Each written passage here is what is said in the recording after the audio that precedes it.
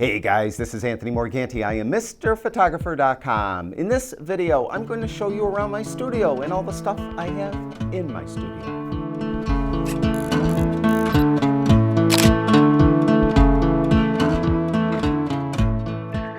Before we begin, please do me a favor, subscribe to my YouTube channel and click that little bell so you get updates. Share and like this video and follow me on Instagram. I am at Anthony Morganti on Instagram, and in the description below this video I'll have a link to my Instagram, and also have links and descriptions of all the product I'm going to talk about in this video. We're going to start out with the background. As you can see, there's black seamless paper up now. It's 9 foot long. I also have rolls of white and gray, and I switch them out as needed for whatever type of photograph I want to take. It's on a typical background stand, nothing special there. And I have the ability to pull this paper off and on that same stand just clamp up cloth or muslin backgrounds if I want to do that. But to tell you the truth, I don't use those quite often. I usually like to shoot with the seamless paper. On either side, I have homemade V-flats. I bought some insulation at Lowe's, and I painted one side flat black and the other side flat white. And I joined them in the middle with gaffer's tape. So I have two on that side, so I could fold them and move them around as I need. If I'm using, let's say, the white seamless paper back there, I might turn those around and use the white side of those so it reflects more light, gives me more of a high-key look. So they're very versatile and very easy to make and very cheap. I have 4 studio strobes. They're Einstein, made by Paul C. Buff. As you can see, there's 2 behind me. They're typically not always behind me. I just have them there for this video. And I have one over here with the beauty dish on it and one over here with this softbox on it. And next I'm going to get all my different light modifiers that I use, and I'll show you all the different light modifiers and why I might want to use one over another. I have a lot of different light modifiers. First of all, on the 2 lights that I have in the background, you may have noticed I have 8.5-inch standard reflectors.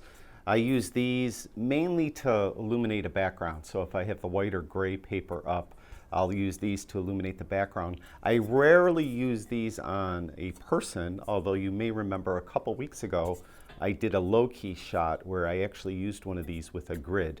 And I'll talk about the grids and stuff in a moment. So every now and then I will use this 8.5-inch reflector on a person, but not that often. My favorite light modifier is a beauty dish. This is, I think, a 22-inch beauty dish. Again, it's from Paul C. Buff. I have no affiliation with them, by the way. And it has a sock. You can pull the sock off or put the sock on. I usually have the sock on. A lot of people like to have it on for feminine type shots, or they'll take it off for masculine shots. It's really, I mean, it really is personal taste. I usually have it on all the time, man or woman. Doesn't matter, I'll keep it on. But it is my favorite light modifier. Over here I have a softbox. It's 2 feet by 3 feet. Again, it's from Paul C. Buff. I like the Paul C. Buff light boxes. First of all, they fit right on the Einstein lights, but they fold up, and they're very easy to fold up like an umbrella. A lot of softboxes, you have to pull rods out and then reassemble them later. I have a really small studio, and as you could see in a moment, I have some really big light modifiers, and they'll take up my whole studio. So I am constantly folding these down and putting them away in the closet over there. So because of that, I really do like these, and they're very, very durable. So they could take that folding up, unfolding, folding up, unfolding repeatedly and not really be any worse for the wear. Now, I mentioned my studio is really small. It's under 1,000 square feet. I've been here for a while, but I am looking for a larger studio. So I'll just throw this out there. If there's anyone in the Buffalo, New York area and has space for rent that would be about at least twice as big as this, get a hold of me and let me know. I'm cheap. I don't have a ton of money to spend, so if you have something reasonable, I'm definitely interested. Now, back to the light modifiers. I have actually 2 of these. I only have one out. It's a little strip box. I like to use these for side lighting, especially with athletes. You could put 2 of these strip boxes on either side of them, and it really accentuates their muscles, and really very good. Now again, it's Paul C. Buff. Everything's Paul C. Buff. I think what Paul C. Buff calls a medium softbox. This one I believe is 3 feet by 4 feet. Again, pretty much identical to that, just bigger.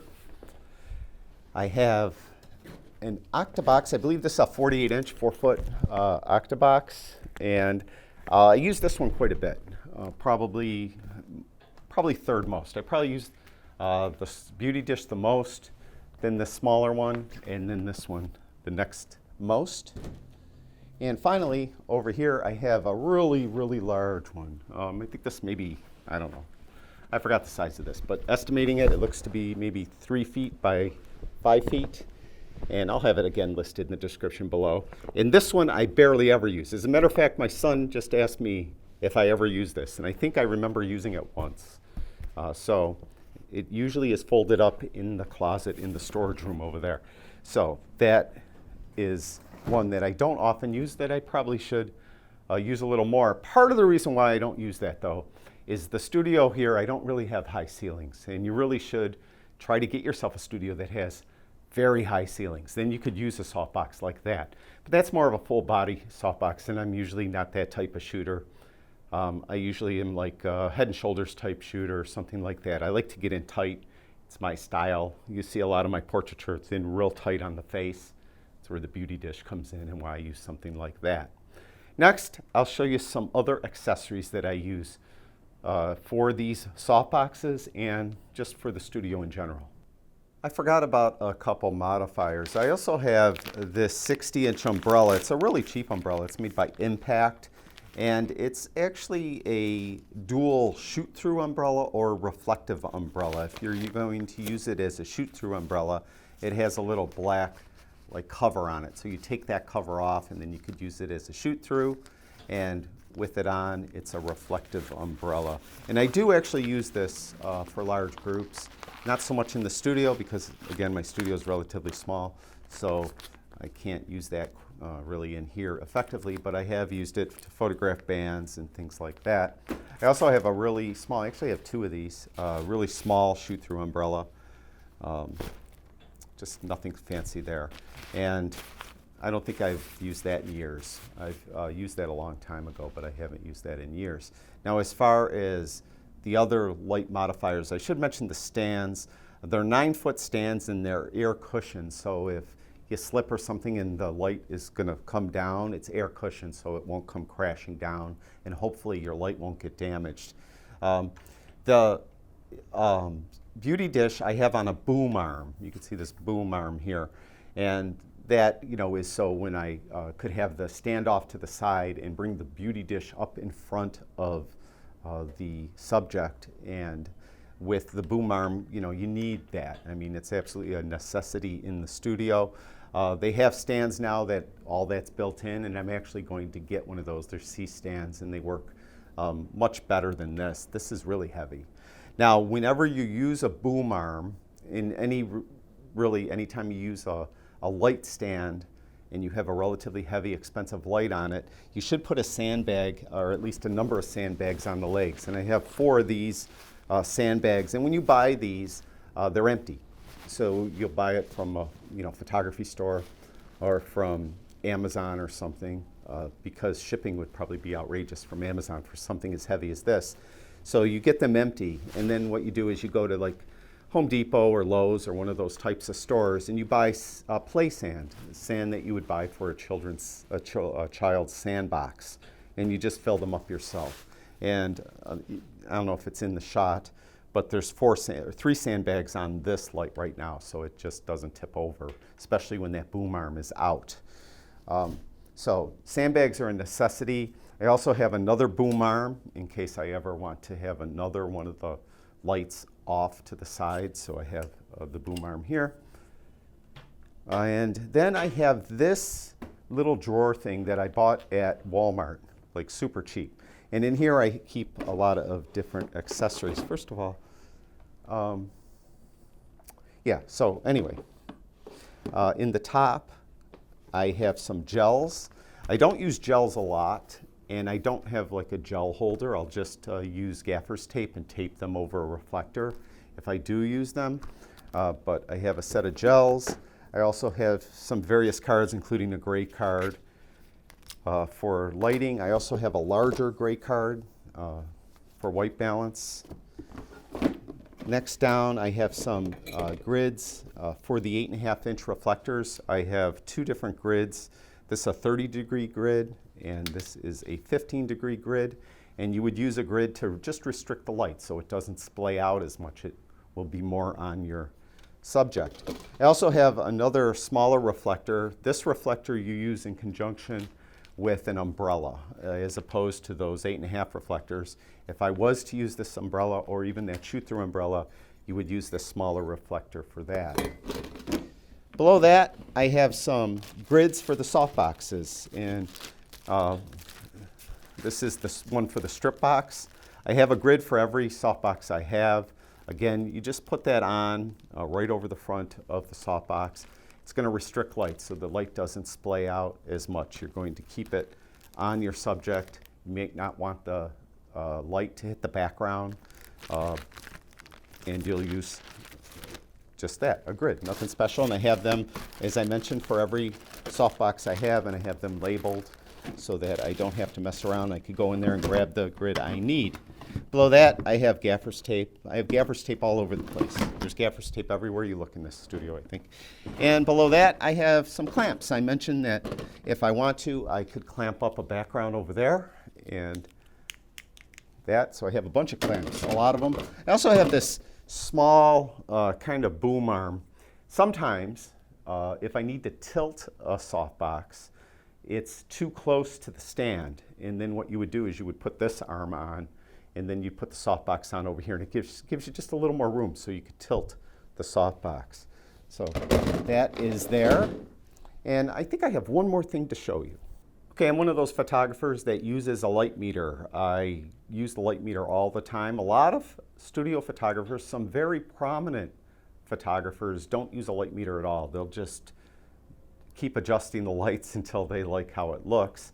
I just got to use a light meter. I'm just one of those people. I use a Sekonic light meter. I've had it for a long time. It works great, and I just have to use one. I'm just not one of those guys that will try to guess. To me, it's a big waste of time. You're wasting a lot of time, especially if you have multiple light setups and you want to get a specific lighting ratio.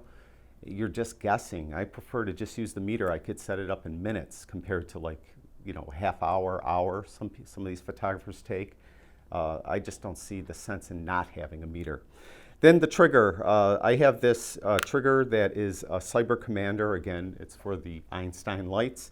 With this, I could adjust the power of the lights individually. I could put them into groups, so adjust a group individually. I could also adjust the modeling lights individually. I could test them from here. I could use this in conjunction with my light meter. This actually has a light meter built in as well, so if this broke or anything, I could just use the light meter on this and then actually adjust it off this light meter. There is a learning curve to this Cyber Commander. It's not very intuitive, and it took me a while to get used to it, but it does a lot, and it does work really well with the lights. Just in case that ever dies, because it's relatively expensive, and so I don't get stuck in the mud here, I have just a simple Cyber Sync Commander they sell as well. This is much cheaper than the Cyber Commander, but you cannot control the lights, the light power, the modeling lights, switch other light attributes off or on. You can't do that from this. This simply just triggers the lights. So I have this as backup in case this one ever putzes out. So I have that. That works well. Actually, I've never used it, but I assume it works well because I do always use the Cyber Commander. And I think that's pretty much everything. And I think what we'll do now is I'll just give you a little spin so you can see everything and where I have it laid out. And then I'll be back.